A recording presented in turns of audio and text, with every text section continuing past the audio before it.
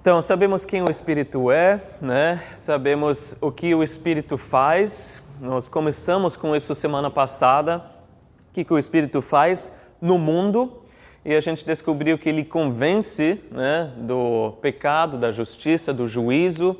Ele também impede esse reino absoluto de Satanás de ser estabelecido aqui no mundo, né? Só depois do Espírito sair, né, da presença que ele tem através da sua igreja, que o anticristo vai aparecer e Satanás vai, né, montar o seu reino aqui. E a obra também a gente viu que o Espírito Santo tem na sua igreja, que é direcionar a sua igreja, proteger a sua igreja, edificar a sua igreja. E hoje nós vamos ver a continuação, o que o Espírito faz no cristão, em nós, né? E a gente vai ver todas as coisas maravilhosas que a gente pode ter certeza que Ele está fazendo em nós. Se a gente olha para as nossas vidas, né, nem sempre a gente está super feliz, super bem, né? Mas se a gente considera tudo que nós temos e somos, nós podemos ser as pessoas mais felizes na face da terra. Primeiro, porque não estamos indo mais para o inferno, né? Nós fomos salvos pela fé em Jesus, desse destino para onde nos íamos, agora estamos indo rumo ao céu. Mas também, e a gente vai falar sobre isso hoje, nós temos tantos benefícios aqui, agora, né? Antes de entrar no céu, né? A gente tem tanta coisa que Pedro, o apóstolo Pedro, em 1 Pedro, fala, essa é a multiforme graça de Deus, né? Temos a graça de Deus, ela se mostra em tantas formas diferentes. E essas formas são o agir do Espírito na nossa vida. E hoje nós vamos ver 6 formas como o Espírito trabalha no cristão, na vida daquele que é filho ou filha de Deus. Então vamos ler, em primeiro lugar, Efésios 1, versículo 13. E nós vamos ver que, primeira coisa, nós fomos selados pelo Espírito. Diz aqui: quando vocês ouviram e creram na palavra da verdade, o evangelho que os salvou, vocês foram selados em Cristo com o Espírito da promessa. Primeira coisa, primeiro benefício que nós temos, o que o Espírito faz em nós, quando nós aceitamos Jesus como Senhor e Salvador, nós somos selados. O que isso quer dizer, um selo? O que o Espírito faz em nós? Quando Paulo escreveu para essa igreja em Éfeso, com certeza ele pensou também no comércio ali. Tinha um grande porto importante, né, naquela região da Ásia e tinha muitos comerciantes que até vinham de Roma, né, porque era assim a passagem, né, para as outras regiões ali na Ásia. Esses comerciantes compraram e mandavam essa mercadoria de volta para Roma para ser distribuído pelo império inteiro. Mas como o comerciante tinha certeza que as suas caixas chegariam no destino, que ali os seus funcionários, né, no porto de Roma pegariam as caixas certas, para ter certeza, ele colocava um selo de propriedade em todas as mercadorias, em todas as caixas, que era uma cera, né? E aí o dono, né, dessa mercadoria vinha com um anel de sinete que se chama tipo um brasão, né, dá a sua marca. E todo mundo sabia, bom, não mexe com isso porque esse é do comerciante tal. Os funcionários sabiam que esta aqui são as nossas caixas para descarregar lá em Roma. Então essa era a marca de propriedade. E o Espírito Santo é isso para nós. Qual é o selo, o carimbo de Jesus sobre as nossas vidas? É o Espírito Santo. É a certeza que nós pertencemos a Ele, né? É a certeza que Jesus fala, não, esse é meu. Esse é meu, eu dei o meu Espírito, por isso ele pertence a mim. Essa é a marca da propriedade, para provar que nós somos a sua propriedade. Antes de Jesus, nós éramos escravos, né? Escravos do pecado. A gente ficava ali, quem dava mais, a gente ia, né, seguindo cegos, né, fazendo a vontade, né, vontades horrorosas, né, de outras pessoas e principalmente de Satanás no final, sabendo ou não. Mas Jesus veio, né? Ele veio para esse mercado de escravos, para esse mundo, ele desceu do céu e ele pagou um alto preço. Ele nos resgatou, Ele nos comprou e agora nós somos a sua propriedade. E para ter certeza que ninguém mexe, né, na sua propriedade, Ele nos deu o Espírito Santo como selo. 1 Coríntios 6,19, vocês não precisam abrir, vou ler para vocês, diz: acaso não sabem que o corpo de vocês é santuário do Espírito, o Espírito Santo que habita em vocês, que lhes foi dado por Deus e que vocês não são de si mesmos? Caso vocês não sabem, e muitas vezes a gente tem que falar, a gente sabe, né? Quem não leu ainda, né, esse versículo em 1 Coríntios 6,19, mas quantas vezes a gente vive assim? Ou quantas vezes a gente opta mais por viver como se a gente fosse de nós mesmos, né? E a gente acaba não consultando o dono da nossa vida, né? O proprietário da nossa vida que pagou um altíssimo preço para nós resgatar. Esse é o próximo versículo lá em 1 Coríntios 6,20, que fala: vocês foram comprados por alto preço, portanto glorifiquem a Deus com o corpo de vocês. Qual deveria ser a resposta, sendo que a gente foi comprado, fomos selados pelo Espírito? É perguntar: o que o Senhor quer agora? Agora que eu não sou mais, né, de mim mesmo, eu pertenço ao Senhor. Como que eu posso honrar e glorificar mais o Senhor nessa situação? Eu não quero mais seguir o que dá na minha mente, né, as minhas ideias. Eu quero que o Senhor seja glorificado através da minha vida e do meu corpo. Então nós somos como aquela mercadoria na época, selada, né, e preparada para o nosso destino, que é o céu, né? E Jesus vai, quando a gente chegar lá, vai falar: esse daqui é meu, estou vendo de longe, tem o meu selo, né? Esse daí tem o meu Espírito Santo, esse é meu. Então, em primeiro lugar, nós somos selados pelo Espírito. Mas em segundo lugar, uma multiforme graça, o que o Espírito faz em nós, ele é a nossa garantia.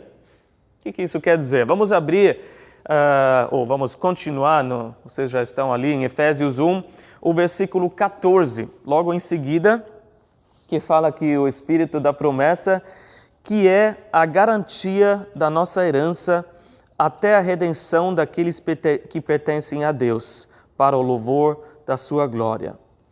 Ele é a garantia da nossa herança.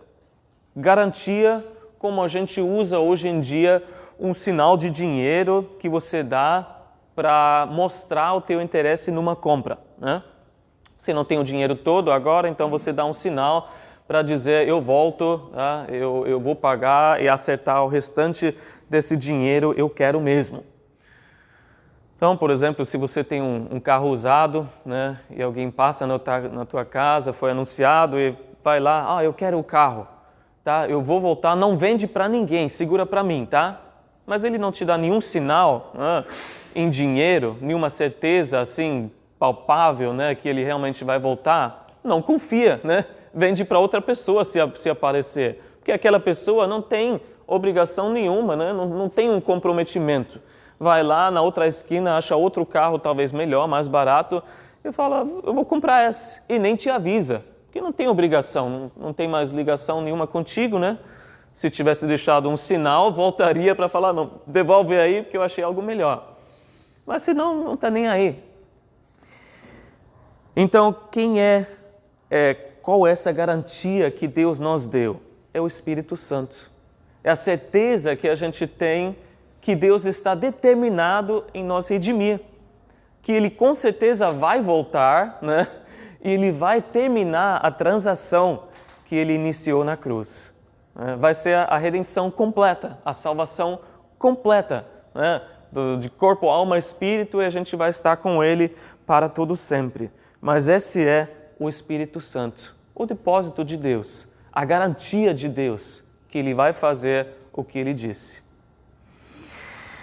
Em terceiro lugar, o Espírito nos ensina. E a gente já viu o Espírito sendo a continuação da obra de Jesus na terra, né? Ele falou: eu vou mandar para vocês outro conselheiro, mas outro falando que é a mesma qualidade, do mesmo tipo. Não uma outra pessoa que não tem nada a ver comigo, não, é Deus também. E assim como Jesus ensinou os seus discípulos aqui na terra, Ele continua nos ensinando através do Espírito hoje. Vamos abrir em João, capítulo 14. João 14, versículo 26.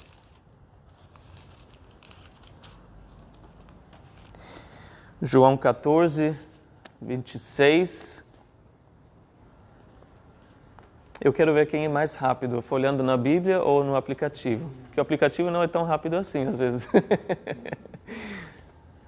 Vamos lá. Mas o Conselheiro, o Espírito Santo, que o Pai enviará em meu nome, lhes ensinará todas as coisas e lhes fará lembrar tudo o que eu lhes disse. Então, duas coisas a respeito de ensinar. Primeiro, vai ensinar tudo, né, e vai fazer lembrar tudo que Jesus disse. Então, nessa ideia de o Espírito Santo ensina, a gente entende que a continuidade daquilo que Jesus ensinou. Jesus falou tudo o que eu lhes disse. Não é uma coisa diferente, não é uma nova ideia. O Espírito Santo jamais vai ensinar alguma coisa contrária às Escrituras e contrária àquilo que a gente vê Jesus fazendo. É a continuação do ensino de Jesus.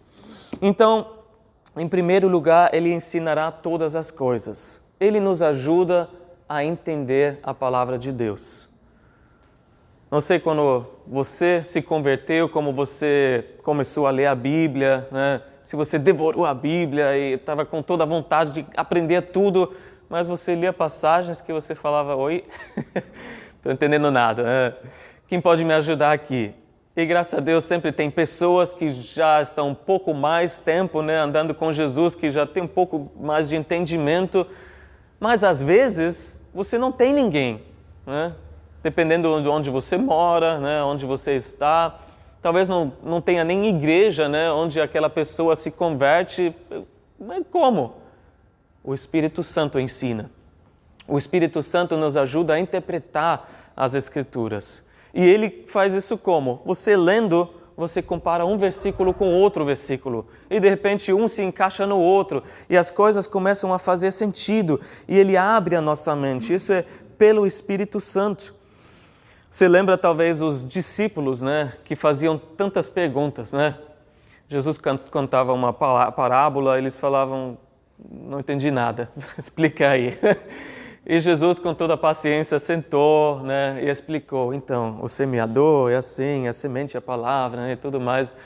E dessa mesma forma, o Espírito vem com toda a paciência para nos ensinar aos poucos. Lembro até de uma passagem, né, que Filipe fala, mostra-nos o Pai, né? Isso é suficiente. E Jesus, eu estou tanto tempo com vocês, você não me conhece ainda, né? Mas deixa eu te mostrar. Quem me viu, viu o Pai. Né? E Jesus ensina através do Espírito Santo.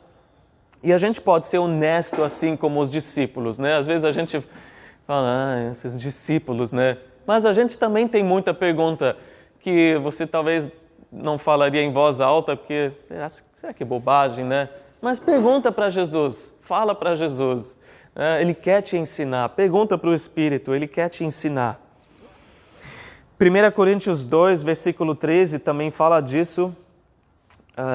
Paulo fala, delas também falamos, não com palavras ensinadas pela sabedoria humana, mas com palavras ensinadas pelo Espírito, interpretando verdades espirituais para os que são espirituais. Então, Ele nos ajuda a interpretar as Escrituras de forma espiritual, não com a mente humana, com a sabedoria humana. A gente não precisa estudar a filosofia, ou sei lá, a psicologia e tudo mais para entender, não. São coisas espirituais que a gente precisa entender. E claro que Deus nos deu muitas ferramentas, eu não sei se você usa algumas dessas ferramentas para estudar a palavra. Tem pesquisa de palavra, tem software, né? Graças a Deus, hoje com os computadores, tantas coisas boas. Você tem dicionário bíblico, pode até comparar palavras no grego, no hebraico, né? E tudo isso é ótimo. E é bom saber um pouco das línguas originais para entender um pouco mais, né? Mas nem todo mundo vai fazer um estudo das duas línguas e ficar fluente. Eu não sei hebraico, eu fiz um semestre de grego, gostaria de fazer mais, ter uma noção, mas o importante é você saber onde procurar. Então, graças a Deus, hoje na internet tem muitos recursos. Mas mesmo sem saber todas as línguas, né, no original, o Espírito nos ajuda. Não sei se já aconteceu com você, mas algumas vezes o Espírito já me fez comparar 2 versículos ou vários versículos, e aí, olha lá no grego, né? Olha lá no hebraico, e você compara, e caramba, que surpresa, são as mesmas palavras no original, né? E tem uma ligação maravilhosa entre esses versículos, e Deus, assim, abre uma coisa para você entender mais as Escrituras. O que eu quero dizer? Sem o Espírito, todas as ferramentas que a gente tem não ajudam nada para nós interpretar as coisas espirituais. Tem pessoas que não nasceram de novo, que sabem talvez mais grego ou hebraico do que muitos teólogos, mas não adianta se você não tem o Espírito para te ensinar, o autor do livro para te ensinar como que é. E por isso existem tantas seitas, né? Porque as seitas não querem que você leia a Bíblia, elas querem que você leia a literatura deles. Porque as ideias estranhas, né, que as seitas têm, ninguém acreditaria se não fosse através da literatura deles. Quem pega a Bíblia vai logo desmascarar todos os erros, né, que as seitas ensinam. O Espírito também deu à igreja pastores e mestres para ensinar a palavra. E que bom que tem tantos dons, né, e pessoas com esse dom. Mas mesmo que tenha alguém que exponha a palavra de Deus, interpretando de forma correta e deixando bem clara a palavra, né, bem explicadinha, bem impactante também, sem o Espírito Santo, você não vai aprender nem com os melhores mestres, né, e pastores. Que privilégio, que honra então, de a gente ter o autor desse livro nos ensinando, né, pessoalmente. E a gente tem que, né, aproveitar desse privilégio que a gente tem. O Espírito nos ensina. A segunda parte desse versículo que nós lemos em João fala que ele nos faz lembrar de tudo que Jesus disse. Você já passou por isso numa conversa, né? Você queria ajudar aquela pessoa, mas não sabia como falar. E de repente o Espírito te lembrou de um versículo, você só falou e aquilo se encaixou perfeitamente na situação daquela pessoa. Né? A pessoa ficou toda maravilhada, né? Te deu um abraço e você falou, eu não fiz nada. Né? Foi o Espírito que agiu através de mim. Mas a gente só pode lembrar o que a gente já viu antes, o que a gente já ouviu antes. Por isso, né, não é naquela hora que você vai ver, deixa eu procurar algum versículo que se encaixa aí na tua situação. Não, é antes que você vai ler, que você vai estudar e que você vai até memorizar a palavra de Deus, para que na hora que você precisa, está aí. Ele pode trazer à tua memória aquilo que você já viu alguma vez. Ele nos faz lembrar. Ou nem que seja talvez para outra pessoa, mas para você mesmo. Aquela dificuldade que você está passando e você está todo desanimado, mas aí na hora você lembra um versículo, uma passagem, talvez você não lembre exatamente como fala, mas acho que estava ali. Aí você abre a Bíblia e relê aquela passagem e o Espírito fala contigo através disso. Mas porque você já viu aquela passagem antes e Ele fala com você. Até os discípulos passaram por isso. O Evangelho de João tem vários exemplos. Eu vou ler para vocês, por exemplo, de João 12:16, que diz, a princípio os seus discípulos não entenderam isso. Só depois que Jesus foi glorificado, perceberam que lhe fizeram essas coisas e que elas estavam escritas a respeito dele. Várias vezes acontecendo que Jesus falava, parece que eles não entravam, não entendiam. Depois que Jesus foi glorificado, quer dizer o quê? Que depois que o Espírito veio sobre eles, aí que eles entenderam o que Jesus realmente queria dizer. E isso que acontece com a gente também. Em quarto lugar, a multiforme graça de Deus, o Espírito ora por nós e ora através de nós. Vocês podem abrir comigo em Romanos 8, versículo 27. Romanos 8, 27.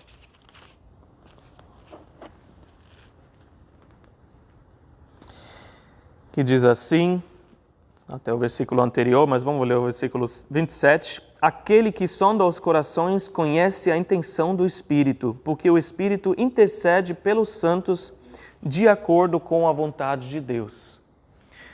Então Deus ajuda a gente na nossa fraqueza, diz nessa passagem. Qual é a nossa fraqueza? Esse versículo fala. A fraqueza, o problema é que a gente muitas vezes não sabe qual é a vontade de Deus. Não é? Quantas vezes a gente quer orar por um problema, uma dificuldade, por uma pessoa, mas a gente não sabe como. Nessa hora, a gente só precisa começar a orar, né?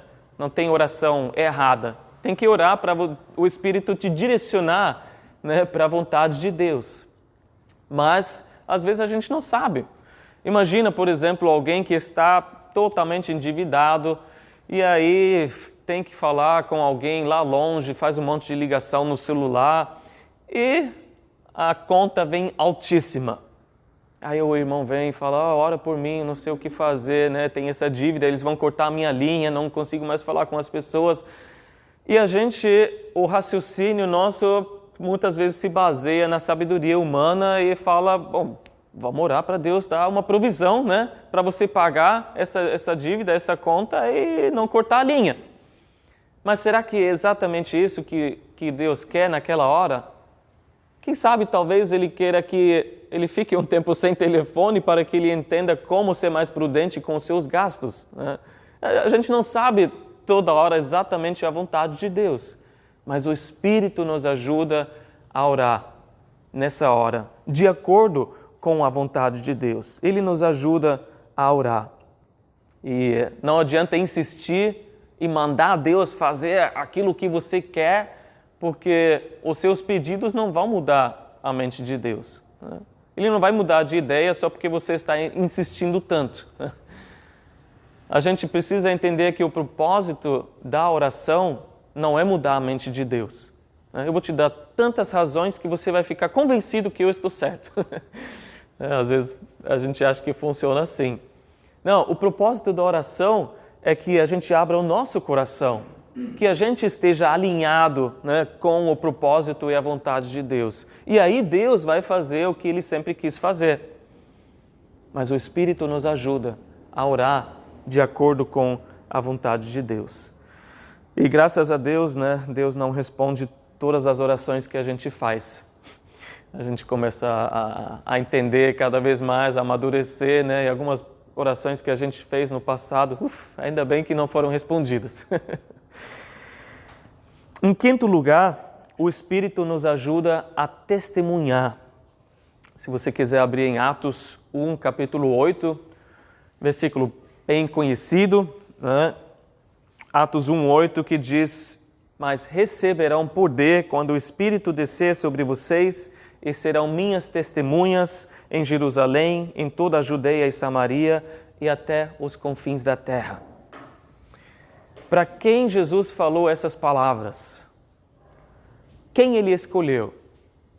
Pessoas, aos olhos humanos, insignificantes, de uma região insignificante, com profissões que não iam fazer nada daquilo que Ele tinha planejado, né? Pescadores sem estudo, um cobrador de imposto que era em favor dos romanos, né? Outro zelote que era contra os romanos. Um milagre que eles não se mataram, né, um ao outro naquele grupo. Foi por Jesus, né, que eles sobreviveram esses anos aí em comunhão, em união. Mas como eles iam partir agora daqui para frente? Mais ainda com a missão que eles receberam, Jerusalém, Judeia, Samaria, até os confins da terra, preguem o Evangelho. Como eles iam fazer isso? Impossível aos olhos humanos, mas não impossível aos olhos de Deus, porque quando Ele chama a gente para fazer uma coisa, Ele nos capacita, né? Ele nos prepara para aquilo que Ele nos chamou. E eles, esses 11, né, mais depois um outro 12, que foi escolhido, eles se tornaram testemunhas. Eu diria as mais ousadas e as mais eficazes, né?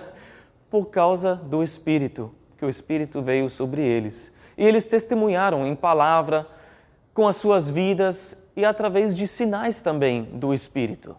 Então vamos ver agora rapidamente essas 3 formas e como a gente também deve e pode ser testemunhas eficazes e ousadas, através de palavras. A gente precisa comunicar o Evangelho, né, com palavras contextualizadas para que todo mundo hoje possa entender. A gente não está falando com pessoas do século XVIII, né, mas nos dias de hoje, 2021. E a gente precisa comunicar o Evangelho. Romanos 10, 14 fala: como, pois, invocarão aquele em quem não creram?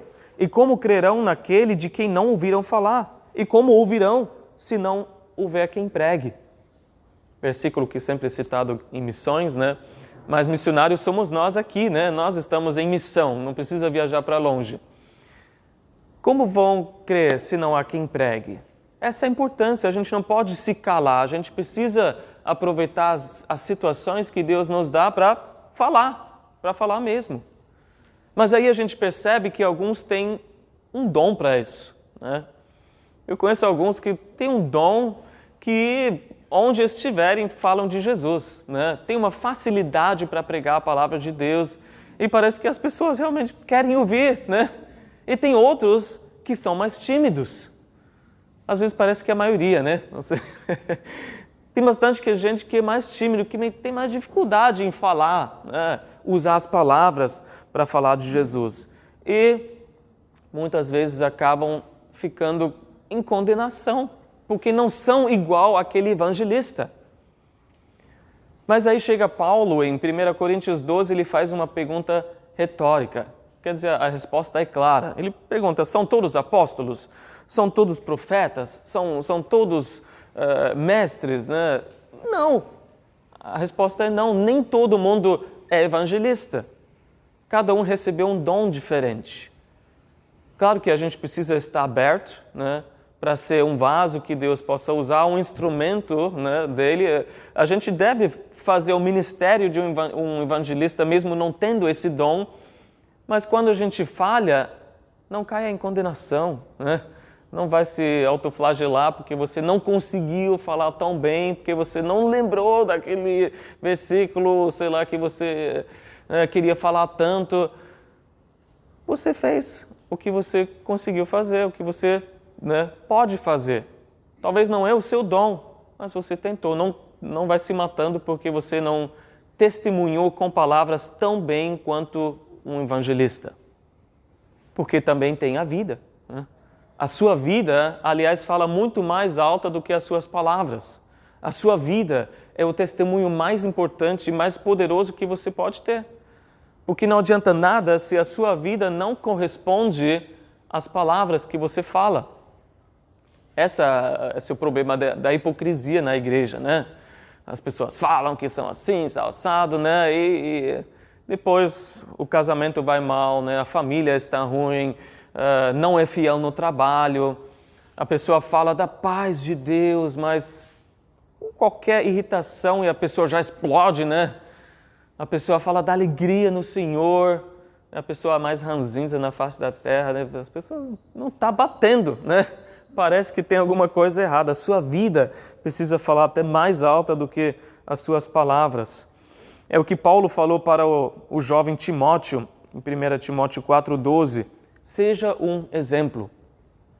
Em palavras, tá bom, né? A gente já entendeu, na palavra, mas também no procedimento, no amor, na fé e na pureza. Tem o teu procedimento, como você vive. É isso que vai ser o teu testemunho também e talvez até mais. A nossa vida é que precisa refletir, né, o caráter de Jesus. Porque qualquer pessoa pode falar: eu sou cristão, né? Mas o maior testemunho é quando o mundo fala: esse é cristão. Quando alguém de fora percebe: essa pessoa é diferente. E foi assim na cidade de Antioquia. né? Quando os discípulos foram primeiro chamados de cristãos. Foram as pessoas de fora que falaram, eles agem como pequenos cristos, né? É isso que a palavra quer dizer, cristão. Você é como um pequeno Jesus andando por aqui. Você tem as atitudes, a fala, mas também a vida como Jesus. É isso que a gente quer, né? Que seja um testemunho para o mundo. Esse daqui é um cristão de verdade. Ele não está roubando no trabalho, né? Ele não rouba horas, né? Saindo mais cedo, não está enrolando, né? Enquanto tem trabalho para fazer. E tantas outras coisas como a gente pode testemunhar. Temos palavras, temos a nossa vida, mas também tem sinais, né, que o Espírito faz. Em Hebreus 2:4 diz, Deus também deu testemunho dela, da salvação, por meio de sinais, maravilhas, diversos milagres e dons do Espírito Santo distribuídos de acordo com a sua vontade. É Ele que faz através de nós para testemunhar da salvação. Não é a gente que consegue produzir, é de acordo com a vontade do seu Espírito. Então a gente simplesmente precisa estar cheio do Espírito e estar pronto para ser usado por Ele. E Ele faz para testemunhar da salvação. E em tudo isso, Ele dá ousadia. E ser cheio do Espírito é isso. Ser uma testemunha ousada. Talvez o que mais falta hoje, né? A gente tem os recursos, né? A igreja tem os recursos em geral, tem as ideias, tem o conhecimento. Às vezes hoje falta vontade também, né? Mas o que mais falta é ousadia. Quando Pedro e João fizeram, né, o Espírito através deles um milagre, e aí as autoridades em Atos 4 chegaram neles e falaram, nunca mais vocês vão fazer nada no nome desse Jesus. Eles falaram, não dá, né? Então vamos nos reunir e ver o que Jesus vai falar. Vamos orar. Eles oraram para quê? Eles oraram, capacita os teus servos para anunciarem a tua palavra corajosamente. E eles também oraram, estende a tua mão para curar e realizar sinais e maravilhas. Quer dizer, continua trabalhando através de nós para que a gente possa fazer a tua vontade e falar do Evangelho mais corajosamente. E o que aconteceu em resposta a essa oração dos discípulos? Atos 4:31 nos fala que depois de orarem, tremeu o lugar em que estavam reunidos, todos ficaram cheios do Espírito Santo e anunciavam corajosamente a palavra de Deus. Exatamente o que eles pediram aconteceu. Nos dá ousadia, Senhor, para falar da Tua palavra. E se a gente ora isso, claro que Deus vai responder. Ele vai nos dar ousadia, ao ponto de não ligar o que as outras pessoas pensam ou vão falar, e ser cheio do Espírito é isso, ter ousadia para testemunhar. Agora nós vamos falar do último ponto hoje, o sexto ponto, que o Espírito Santo nos transforma segundo a imagem de Jesus. E essa talvez seja, né, a maior luta que a gente tem, o que a gente mais deseja, né? Porque a gente olha para as nossas vidas, a gente sabe que tem algo errado. Nós fazemos o que é errado, porque nós somos pecadores, nós nascemos pecadores. Mesmo que você queira e tente se acertar, não consegue. E aí a gente fala, então como a gente deve viver? E a gente olha para Jesus. E Jesus é o único ser humano perfeito que viveu, né? O exemplo perfeito de como Deus queria que o ser humano fosse, né? Como Ele intencionou que o ser humano vivesse. Aliás, a Bíblia fala que Ele é a imagem do Deus invisível, Colossenses 1,15. Ele é a expressão exata do seu ser, Hebreus 1,3. Então, Ele é o modelo que a gente deve seguir. E esse é o trabalho que o Espírito faz na nossa vida, de nos transformar, nos conformar, né, à imagem de Jesus. E o maior problema que qualquer cristão vai encontrar é que a gente concorda com isso. Em primeiro lugar, fala, sim, eu devo viver assim, eu quero viver assim. Né? Quem não fala, eu não aguento mais cair em tentação, seguir a minha carne e viver pela carne, não aguento mais maltratar as pessoas, não aguento mais ficar com raiva nessas situações. E a gente vê o que a gente deve ser e a gente tenta viver assim com as nossas próprias forças. A gente fala, eu quero viver a Jesus, então eu vou imitar Jesus. Tudo que eu vejo em Jesus eu vou fazer. E a gente não consegue viver essa vida por imitação. A gente vai falhar. A gente só consegue viver essa vida por uma transformação de dentro para fora. Porque em nós há uma guerra entre o espírito e a carne. Gálatas fala sobre isso, Gálatas 5:17. Pois a carne deseja o que é contrário ao espírito, e o espírito o que é contrário à carne. Eles estão em conflito um com o outro, de modo que vocês não fazem o que desejam. E todo cristão passa por isso.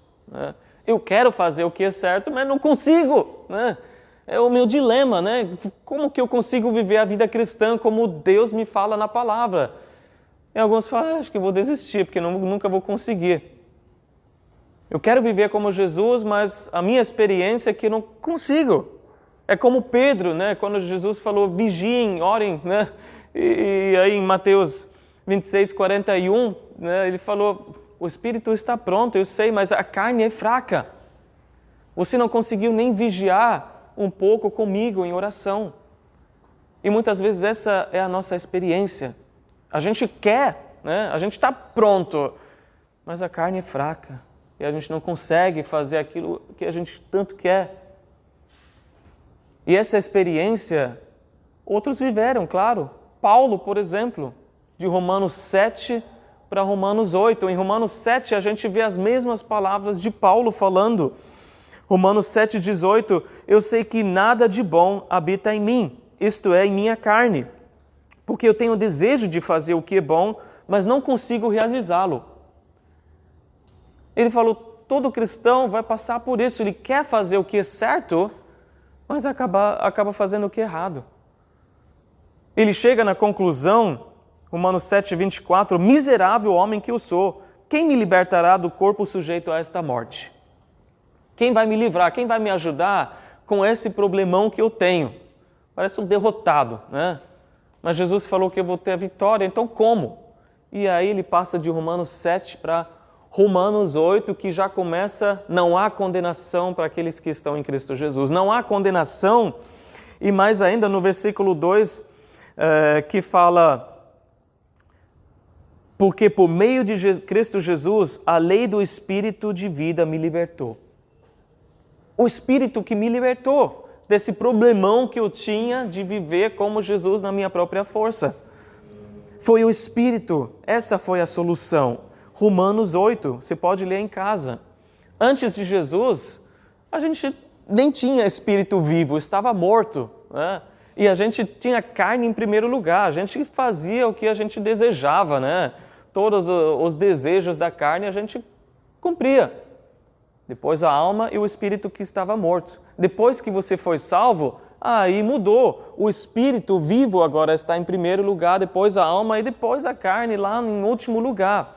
A gente quer fazer agora o que o espírito quer fazer. A gente quer fazer o que Deus deseja para nós.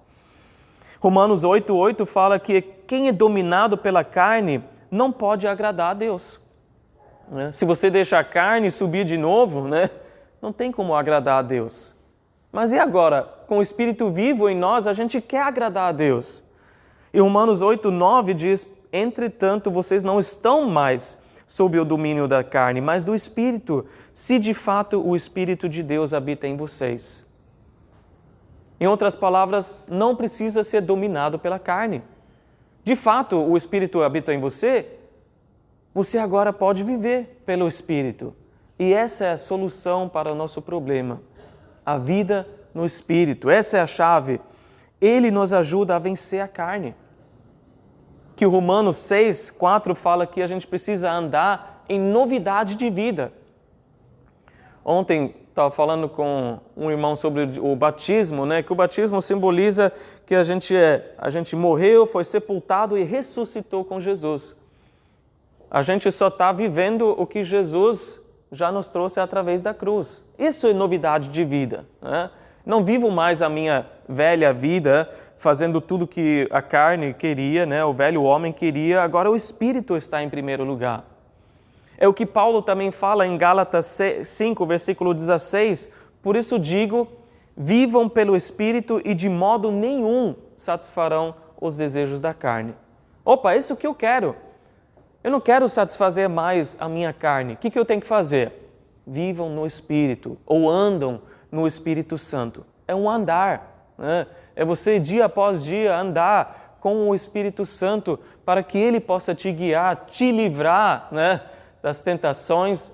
Senhor, na hora da tentação eu vou clamar ao Espírito para me ajudar. Não vou viver mais pela própria força, mas eu vou deixar o Espírito Santo em controle. E isso acontece como?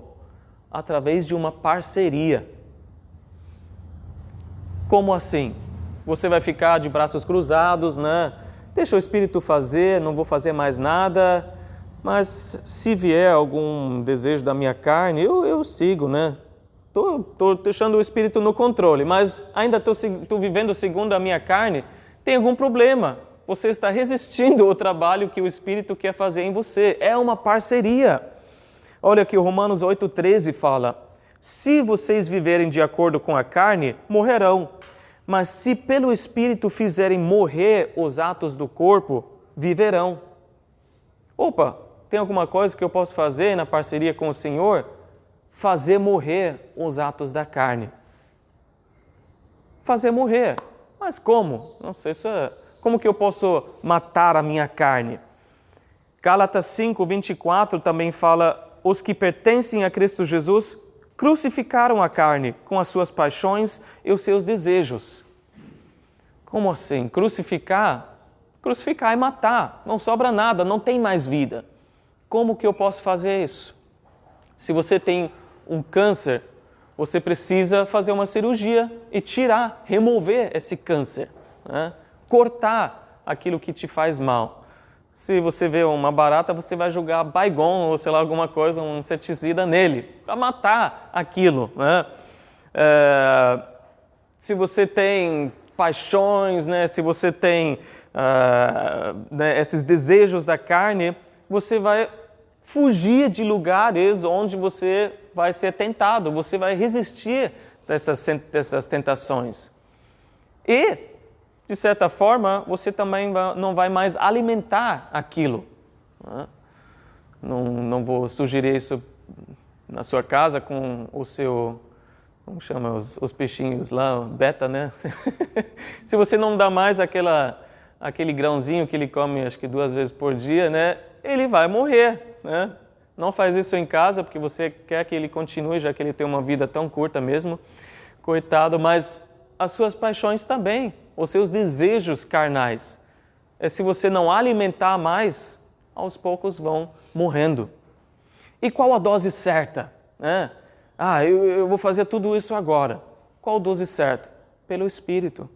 É seu andar com o Espírito Santo. As suas reações à carne, para algumas pessoas vão ser, nossa, radical demais. Você, né, passou do limite para mim. Para outros vai ser, nossa, você é muito liberal para mim. Poderia fazer muito mais, né? É o Espírito te guiando para matar a sua carne, as obras da carne. É o Espírito que vai dar a dose certa. Lembrando que não é uma brincadeira, é uma luta de vida e morte, né? Então, a gente também, com o Espírito Santo, vai aceitar as medidas que Ele nos passa, né? A receita que Ele nos dá.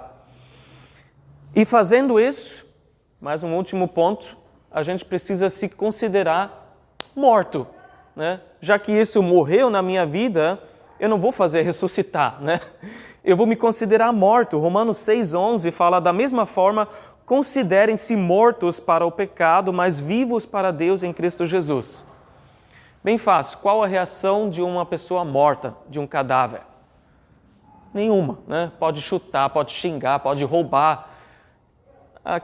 aquele corpo está aí, não vai fazer nada. É dessa forma que a gente deve resistir, né? Ou não reagir quando o pecado vem nos cutucar, né? Olha o que eu estou te oferecendo. E Satanás joga uma isca, né? Pega aí. Não, eu morri para isso, né? Eu não vou reagir. Eu vou simplesmente ser, né, aquele cadáver que não vai fazer nada. E o Espírito nos ajuda nisso. E ao invés de oferecer tudo que nós temos, né, os membros do nosso corpo, como um instrumento para o pecado, a gente vai falar, não, Espírito, pode usar os meus olhos, a minha boca, os meus ouvidos, né, as minhas mãos, meus pés, para instrumento para a justiça, para fazer o que é certo, para fazer o que agrada ao Senhor. E o Espírito Santo nos ajuda nisso. O Espírito Santo nos transforma de dentro para fora. E às vezes você fala, eu não estou vendo, né? Por quê? Porque é devagarinho. Às vezes é de forma imperceptível, né? Às vezes é alguns meses que passam, talvez anos, né? E você fala, nossa, isso daí não é mais uma tentação para mim. Nem tinha percebido, não luto mais com as mesmas coisas, né? O Espírito Santo conseguiu me dar a vitória nisso. Eu não maltrato as pessoas com ignorância, assim como eu fazia antes. Eu não explodo mais com raiva como eu explodia antes. O Espírito Santo está fazendo isso. Eu não uso mais palavrão como eu usava. Ai, que bom, o Senhor me livrou disso. Mas às vezes passa um tempo, né? O Espírito Santo está fazendo isso em nós. 2 Coríntios 3,18 fala, todos nós que com a face descoberta contemplamos a glória do Senhor, segundo a sua imagem estamos sendo transformados com glória cada vez maior, a qual vem do Senhor, que é o Espírito. Tem a ver com nós contemplamos a glória de Deus. O Espírito Santo nos revela a glória de Deus e ao nós contemplamos essa glória, a gente fica maravilhado. Ao nós entendemos quem Deus é, o que Ele fez para nós e o Espírito nessa contemplação está nos transformando. Está acontecendo. Mas não, eu quero sentir mais, eu quero ver mais. Bom, está acontecendo. Assim como uma flor cresce, né? Não está florescendo da noite para o dia. Leva um tempo, mas está acontecendo. Você não está vendo agora, né, toda a beleza que você vai ter, né? Toda a conformação, a imagem de Jesus, mas está acontecendo, segundo esse versículo, 2 Coríntios 3,18, de glória em glória. Cada vez mais glória, cada vez mais beleza, quando você vai estar cada vez mais semelhante à imagem de Jesus. Então, não é por força nem por violência, mas pelo meu Espírito, diz o Senhor. Não pelas nossas tentativas, mas o Espírito trabalhando em nós dia após dia, em parceria conosco, que a gente pode resistir a esse trabalho, né? Você pode dizer, não, hoje eu quero viver na minha carne, né? Mas o Espírito quer fazer dia após dia esse trabalho em nós. E conforme nós estamos sendo transformados, um dia vamos poder dizer, como João disse em 1 João 3,2, sabemos que quando Ele se manifestar, seremos semelhantes a Ele, pois o veremos como Ele é. Um dia não vai ter mais luta entre o Espírito e a carne, um dia a gente vai estar no céu, a gente vai estar no nosso corpo glorificado e a gente vai estar assim como Jesus é. Esse trabalho vai ser concluído e a gente vai ser na imagem de Jesus. Mas enquanto isso, a gente precisa andar um passo após o outro. A gente precisa andar no Espírito, se render ao Espírito e à obra que Ele quer fazer. Porque no final, é só Ele que nos dá o poder para viver uma vida vitoriosa. Essa vida cristã que a gente deseja está no Espírito. Então vamos buscar o Espírito, vamos viver no Espírito. Amém? Vamos orar. Senhor Deus, obrigado pelo Teu Espírito Santo. Obrigado que nós não somos órfãos espirituais, mas recebemos o Teu selo, a Tua garantia, recebemos aquele que vem ao nosso lado para nos ajudar na oração, que nos ajuda a entender a Tua vontade, as Tuas Escrituras, Senhor. e, acima de tudo, nos ajuda a viver uma vida que agrada ao Senhor, que nos dá o poder para termos uma vida vitoriosa em Ti, Senhor. Eu te peço, Senhor, em todas as nossas lutas com a carne, cada vez que a gente deu prioridade e, Senhor, primeiro lugar para a nossa carne, nos perdoa, Senhor, e nos ajude a matar essas obras da carne, Senhor, esses membros da carne, a dizer não, Senhor, e dizer sim para Ti e o Teu Espírito que simplesmente quer formar o caráter de Cristo em nós. Nos ajude, Senhor, na hora da tentação a clamar a Ti. Nos ajude, Senhor, a viver inteiramente, Senhor, os Teus desejos para nós. O que o Senhor sempre sonhou, o que o Senhor intencionou para as nossas vidas. Que a gente não atrapalhe, Senhor, esse avanço em maturidade, esse crescimento, Senhor. Que a gente não resista à obra do Teu Espírito Santo na nossa vida. Nos ajuda a sermos vitoriosos, Senhor, nessa luta entre a carne e o Espírito. Queremos nos alimentar espiritualmente, Senhor, para que Tu cresças em nós. Então, fala conosco individualmente como isso pode acontecer para cada um de nós na nossa vida pessoal. Não seguimos algum padrão, Senhor, alguma caixinha em que a gente tem que se encaixar, Senhor, mas é a nossa vida, nosso relacionamento com o Senhor. Então, nos direciona, nos mostra aquelas saídas, aquelas soluções para os problemas onde nós estamos travados. Nos ajude, Senhor, para que possamos viver a liberdade do Espírito Santo em nós. Em nome de Jesus. Amém.